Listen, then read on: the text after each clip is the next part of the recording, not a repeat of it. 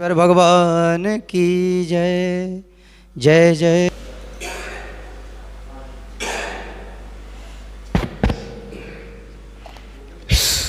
श्री राम।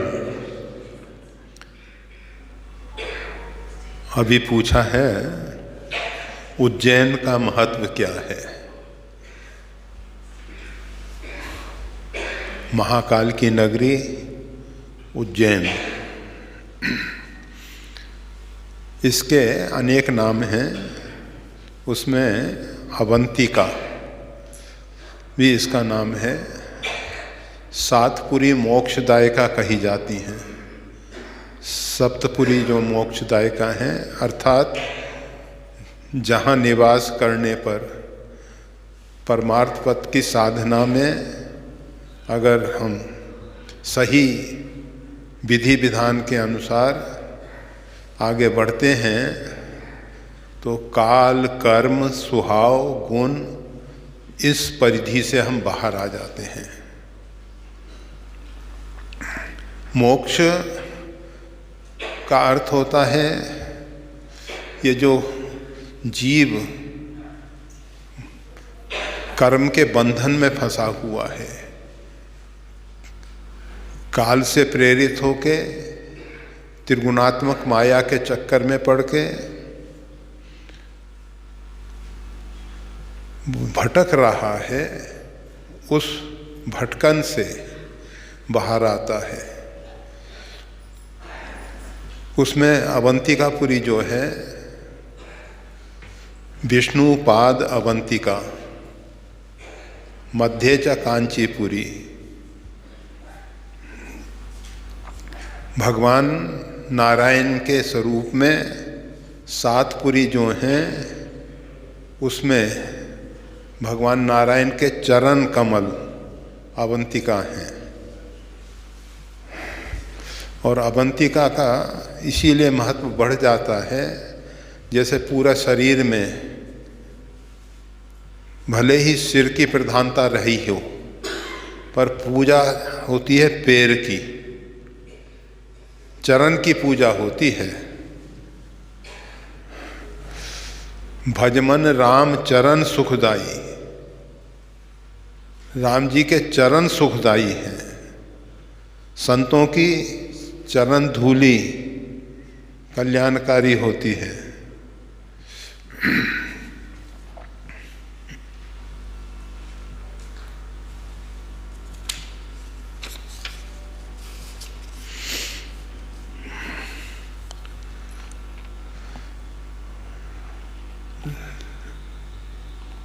लोग सोचते हैं चरण जो है निम्न स्तर का है।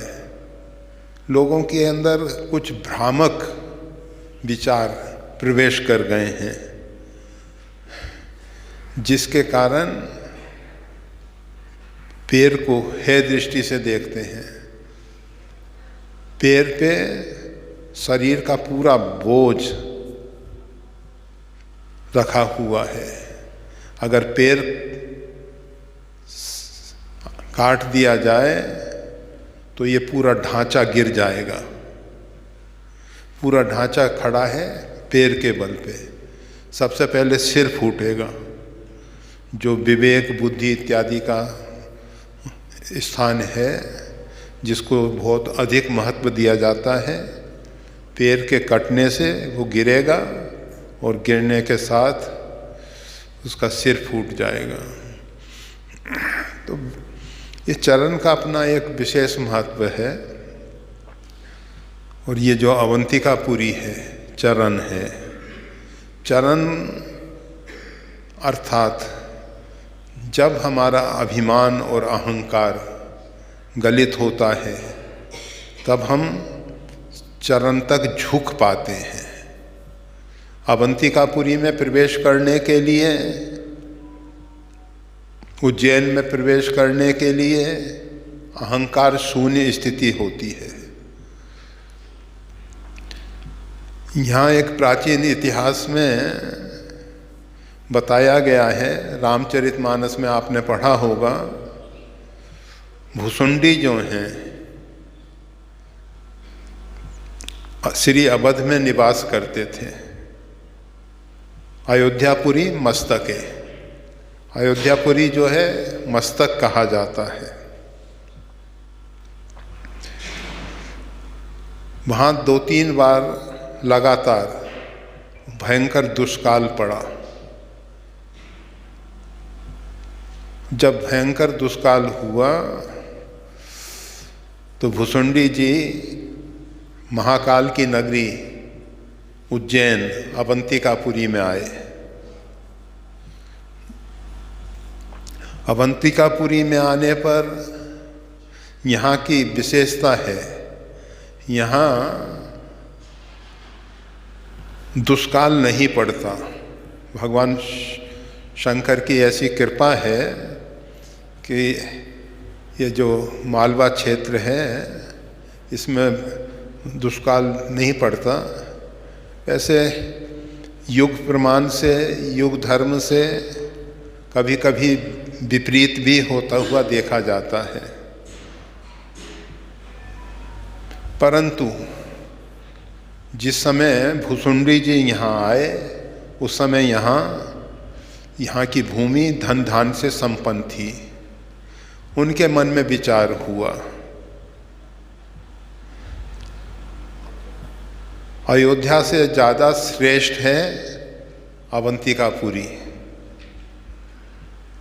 गोस्वामी तुलसीदास जी ने एक सूत्र दिया है, वो कहते हैं को बड़ छोट कहत अपराधु। किसी को छोटा बड़ा मान लेना, किसी की तुलना करना, यह अच्छा नहीं है। प्रकृति ने किसी में किसी प्रकार के गुण दिए हैं। एक मजदूर है, उसमें शारीरिक कार्य करने की क्षमता बहुत ज़्यादा है। एक दूसरा व्यक्ति बुद्धिजीवी है, उसमें बौद्धिक क्षमता है, कोई ज़्यादा वजन उठा सकता है। अनेक अनेक प्रकार की क्षमताएं परमात्मा ने सबको दे रखी हैं। हम ये नहीं कह सकते कि कौन व्यक्ति ज़्यादा श्रेष्ठ है।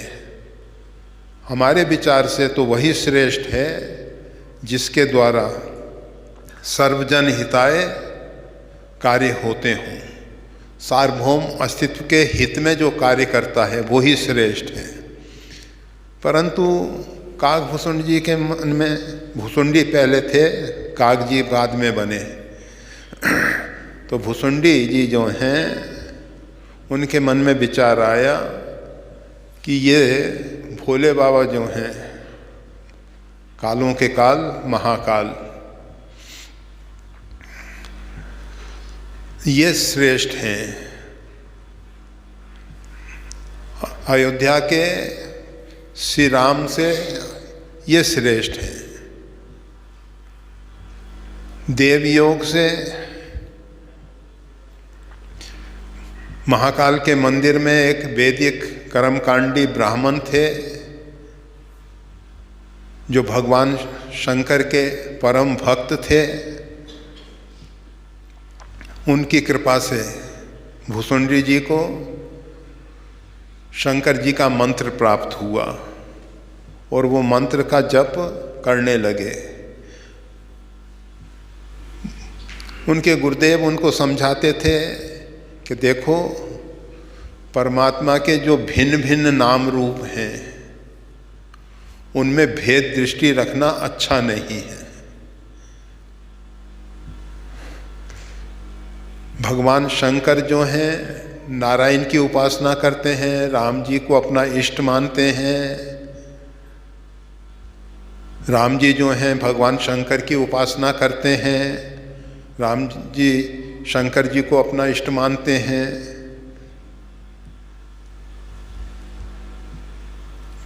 किसी को ऐसा छोटा बड़ा नहीं समझना चाहिए, परंतु भुसुंडी जी को ये बात समझ में नहीं आती थी। वो तो अपने दुराग्रह से बस एक बात उनके मन मस्तिष्क में बैठ गई थी कि शंकर जी श्रेष्ठ हैं। गुरुदेव ने अनेक बार समझाया, परंतु भुसुंडी जी सोचते थे कि गुरुदेव जो हैं अनन्य भक्त नहीं हैं। इनकी निष्ठा शंकर जी में जितनी होनी चाहिए, जैसी होनी चाहिए, वैसी नहीं है। वो वास्तविकता यह थी, उनके गुरुदेव जो हैं वो वास्तविक में शिव भक्त थे। शंकर जी के जो भक्त हैं, शंकर जी को सब रूपों में देख सकते हैं। उनके अंदर ये भेद दृष्टि नहीं होती है। जिसके अंदर भेद दृष्टि है वो सही रूप में किसी का भी उपासक नहीं है। उपासना में एक रूप की विशेषता होती है, परंतु दूसरे रूप में अगर परमात्मा आते हैं, परमात्मा हैं, तो उनकी निंदा, उनकी न्यूनता, उनकी हीनता ये नहीं सोचनी चाहिए। अगर इस प्रकार का विचार है तो उपासना सही नहीं हो रही है। एक बार मंदिर में गुरु आयो, गुरुदेव आए, भूसुंड जी बैठे हुए थे, जप कर रहे थे। उन्होंने देखा कि गुरुदेव आए हैं, परंतु उठने ही कीन प्रणाम, उठ के प्रणाम नहीं किया। गुरुदेव के मन में ठीक है, शिष्य जो है निष्ठापूर्वक जप कर रहा है, प्रणाम नहीं किया, उसका कोई भी असर नहीं हुआ। परंतु अति अघ गुरु अपमानता, अत्यंत गुरु का जो अपमान है ये बहुत बड़ा पाप माना गया है। तो उसको सही न सके महेश, भगवान शंकर सहन नहीं कर सके। और मंदिर मांझ भई न बानी, और आकाशवाणी मंदिर के अंदर हुई, उसमें भगवान शंकर ने श्राप दिया, बैठ रहस अजगर ये पापी, तू अजगर जैसे बैठा रहा है, इसी प्रकार तू अनेक योनियों में भटकते हुए अजगर के शरीर को धारण करके लंबे समय तक, हजारों वर्ष अजगर बना रहे, और आदि आदि काफ़ी कुछ श्राप दे दिया।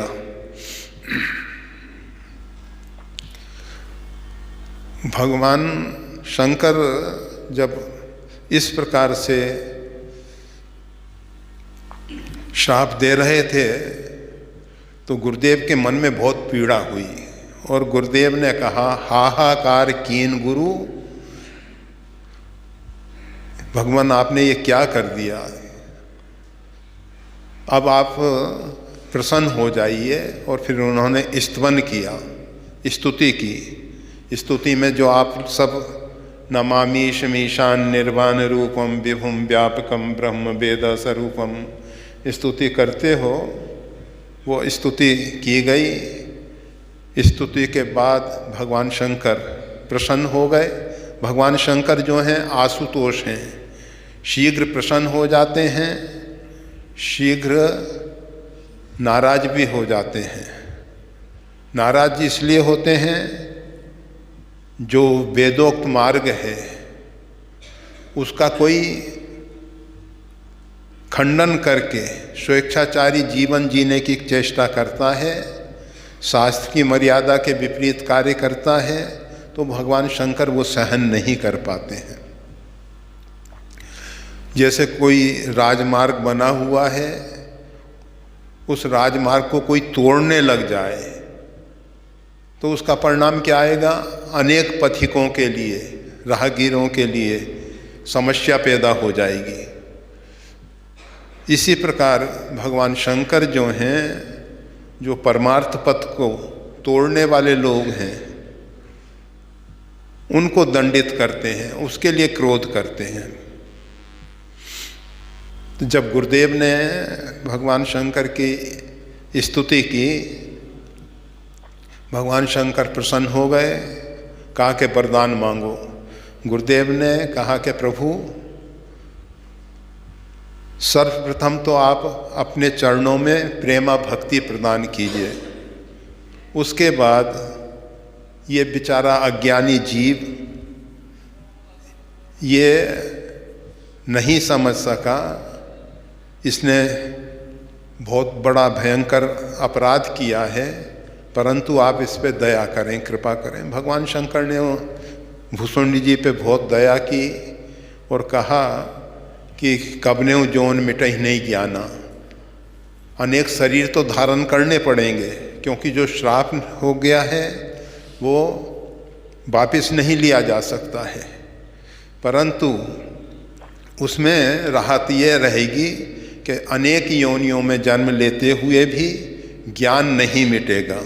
अंतिम में अयोध्यापुरी में, क्योंकि अयोध्यापुरी को हीन भाव से देखा था, इसलिए अयोध्या में ही इनका जन्म होगा, पुरी प्रभाव, और उस अवधपुरी के प्रभाव से इसको पुनः श्री राम भक्ति मिलेगी।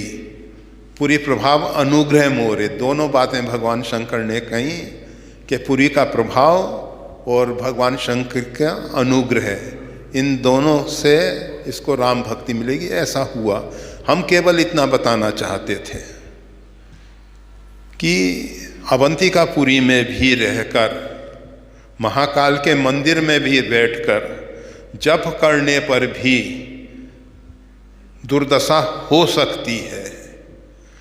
ये मोक्षदायकापुरी है तो ऐसा नहीं केवल इसमें निवास कर लेने मात्र से कल्याण हो जाएगा।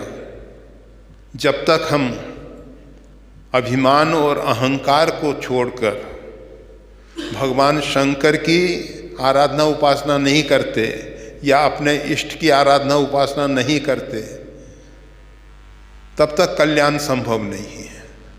कोई भी मोक्षदायकापुरी है, जब तक हमारा अहंकार जीवित है, जिसके कारण मूढ़ात्मा कर्ता हमिति मन्यते, ये मूढ़ जीव जो है अपने आप को कर्ता मान बैठा है और ये कर्तृत्व अभिमान के कारण कर्म के बंधन में है।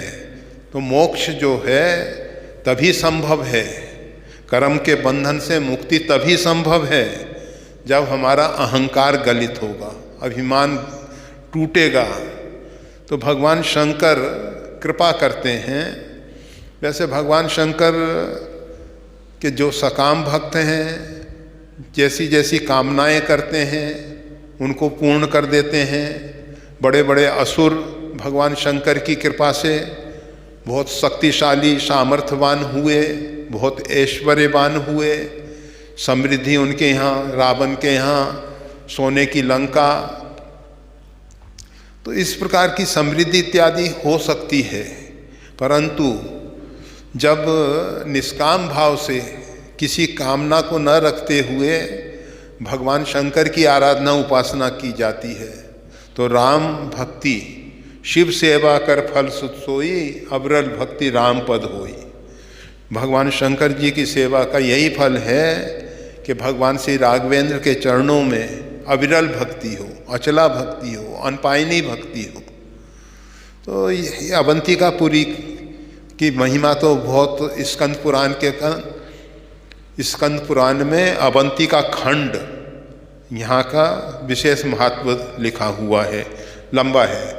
आज शनिवार है और हम 2 बजे तक पूरा कर देते हैं, हाफ डे रहता है हमारा सिरा पर।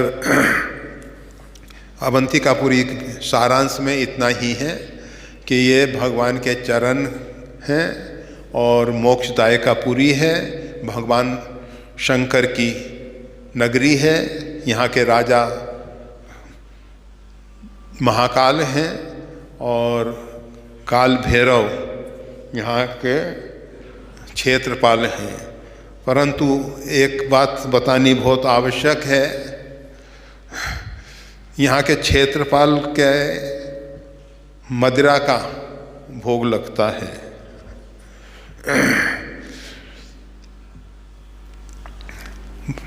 अभी हमारा एक विचार हुआ है कि स्वामी रामानंद संत आश्रम में वैष्णव काल भैरव प्रतिष्ठित हों। मतलब काल भैरव रहेंगे परंतु वैष्णव सात्विक पदार्थों को ही ग्रहण करेंगे। वैसे वहाँ भी अगर आप सात्विक पदार्थ ले जाओगे तो भगवान भैरव जी जो हैं उसको स्वीकार करेंगे। भगवान की तरफ से ये तो कुछ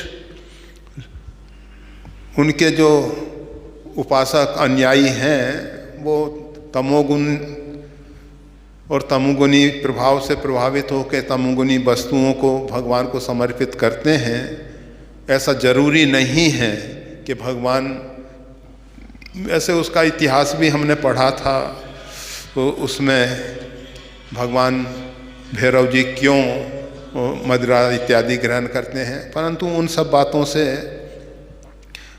वो समर्थ हैं। वो क्या करते हैं, हमको उनकी आराधना उपासना करनी है भैरव जी की, तो सात्विक पदार्थों से उनकी सेवा की जा सकती है और वो सात्विक पदार्थों से बहुत प्रसन्न होते हैं।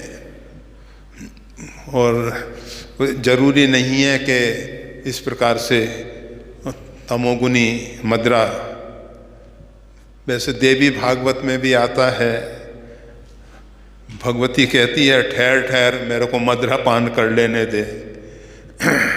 अब सुरापानम स्वर्णस्तेयम ये महापातक कहे गए हैं। महापाप है मदिरा पान करना, पर भगवती ने क्यों पान किया? वो तो माँ है, जगत जननी है, परा भक्ति है, पराशक्ति है, वो ऐसा क्यों करने लगी? तो उसके पीछे कारण ये है, माँ को जब अपनी संतान को ही मारना है तो माँ शुद्ध पवित्र हृदय से ऐसा कभी नहीं कर सकती। जब तक उनके मन मस्तिष्क में इस प्रकार के तमोगुनी पदार्थ उसको विकृत ना करें तब तक माँ ऐसा नहीं कर सकती है। तो माँ को अपनी संतानों को ही, जो आश्री प्रवृत्ति वाले हो गए हैं, जो दुष्ट प्रवृत्ति वाले हो गए हैं, उनको समाप्त करना होता है तो ऐसा करना पड़ता है। तो ठीक है, अभी 2 प्रश्न और भी रखे चुके हैं। मनुष्य जन्म की सार्थकता क्या है? जो गुरुमुखी हो चुके हैं उनका क्या कर्तव्य है? मनुष्य जन्म की सार्थकता इस शरीर के माध्यम से परम बोध की प्राप्ति करके उस बोध को जीवन में चरितार्थ करना। परम बोध अर्थात वो ज्ञान जिसको जान लेने पर कुछ जानना शेष नहीं रहता, जिसको पा लेने पर कुछ पाना शेष नहीं रहता। व्यक्ति आप्त काम हो जाता है, पूर्ण काम हो जाता है। हमारे अंदर खोखलापन है, हमारे अंदर कमियां हैं, इस कारण से हमको कुछ अपेक्षा होती है, कामनाएं होती हैं। कामनाओं के मूल कारण है कि हमारे अंदर कमी है, हम उसकी पूर्ति के लिए कामना करते हैं। तो मानव जीवन में पूर्णत्व की प्राप्ति होती है। अभी हम अधूरे हैं, अधकचरे हैं, हमको अपेक्षाएं हैं, कामनाएं हैं। योग जो है शक्ति और शक्तिमान को जोड़कर एकत्व, पूर्णत्व प्रदान करता है। इसी प्रकार से बोध जो है ज्ञान, वो भी सार्वभौम अस्तित्व को जोड़ के एक रूप में दिखाता है। ये जो बोध की प्राप्ति है उसके द्वारा हमको परमात्मा का बोध होता है, स्वरूप का बोध होता है, हम कर्म के बंधन से मुक्त होते हैं। अन्य शरीरों में बोध की प्राप्ति नहीं हो सकती, विवेक नहीं प्राप्त किया जा सकता। बिन सत्संग विवेक न होई, सत्संग के बिना विवेक नहीं होता है। मानव जीवन में ही विवेक संभव है, अन्य शरीरों में संभव नहीं है। अब जैसे भुसुंडी जी को भगवान शंकर ने आशीर्वाद दे दिया, कबनेहु जोन मिटई नहीं ज्ञाना, वो एक अपवाद स्वरूप होता है, परंतु साधारण रूप में 84 लक्ष शरीर जो हैं प्रारब्ध कर्म को भोगने के लिए हैं। मानव प्रारब्ध को भोगते हुए नवीन कर्मों के द्वारा आत्मकल्याण की प्राप्ति करे, बोध की प्राप्ति करे, और बोध की प्राप्ति कर उस बोध को अपने जीवन में चरितार्थ करे। ये नहीं कि हमने समझ तो लिया कि सार्वभौम अस्तित्व परमात्मा का स्वरूप है, परंतु परमात्मा के स्वरूप को देखते हुए, समझते हुए, अंतःकरण से स्वीकार करते हुए सबके साथ कैसा व्यवहार होना चाहिए। कहने के लिए तो हम कह देते हैं कि परमात्मा सब जगह परिपूर्ण है, सब में परमात्मा है, परंतु सबके साथ कैसा व्यवहार कर रहे हैं हम, वो एक विशेष बात है। ज्ञान से अधिक विज्ञान, विज्ञान साइंस नहीं,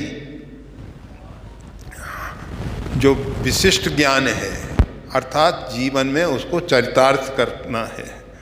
तो अब पहले हम बता चुके हैं, ज़्यादा समय नहीं दे पाएंगे। जो गुरुमुखी हो चुके हैं उनका कर्तव्य है गुरुदेव के द्वारा बताए हुए मार्ग का अनुसरण करें। मंत्र मूलम गुरोर्वाक्यम, बस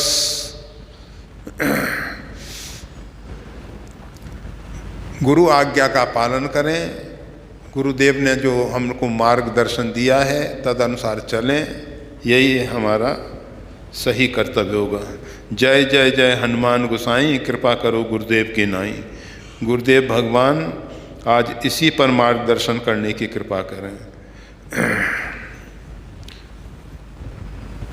गोस्वामी तुलसीदास जी ने हनुमान चालीसा में जय जय जय हनुमान गोसाई, गोसाई अर्थात इंद्रियों पे जिसका स्वामित्व है।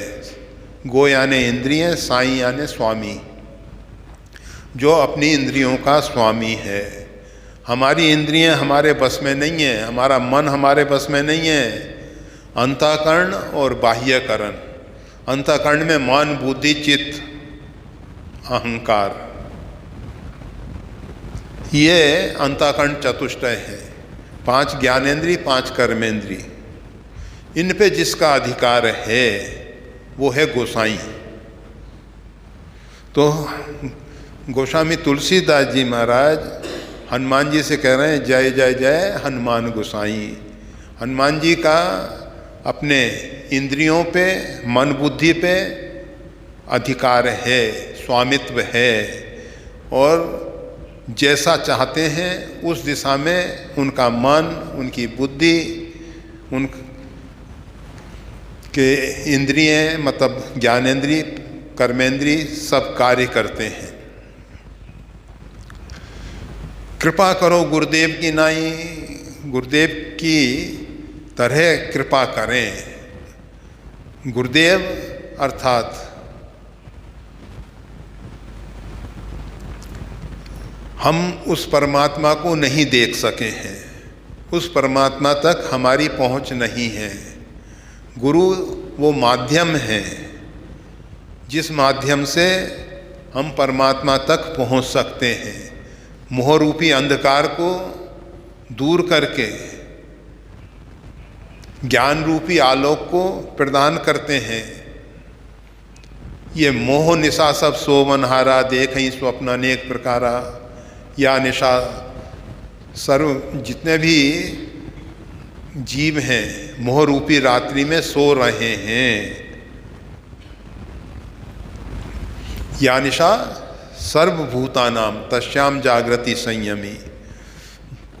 हम सब जिसको जाग रहे हैं, जागते हुए भी हम सो रहे हैं, मोह रूपी रात्रि में हम सो रहे हैं। तो मोह से निवृत्ति करके, मोह की निवृत्ति करके गुरुदेव हमको आत्मज्ञान का आलोक प्रकट करके दिखा देते हैं कि वास्तविक तथ्य क्या है, सत्य क्या है।